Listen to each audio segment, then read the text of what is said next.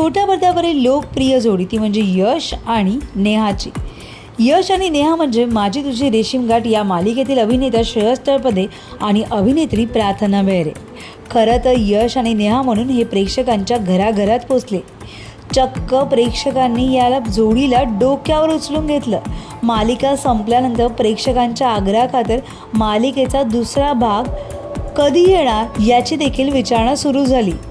त्यामुळे आजही प्रेक्षक प्रार्थना आणि श्रेयसला एकत्र पाहण्यासाठी उत्सुक आहेत.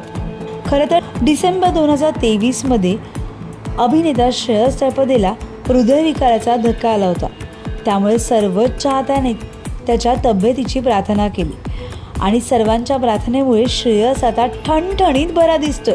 म्हणूनच नेहा आणि यशने एक खास लाईव्ह सेशन प्रेक्षकांसाठी केलं आणि यामध्ये या दोघांनी एक आनंदाची बातमी देखील दिली आहे. काय दिली आहे तुम्हीच ऐका. MTRचे सगळे फॅन्स जेवढं सरांचं त्या इन्सिडेंट नंतर मला आठवतंय सर, मला इतके मेसेजेस येत होते आणि सगळे अजूनही मला तेच विचारताय की तुम्ही आणि सर परत कधी एकत्र येणार. सो आता तुम्हीच सांगा.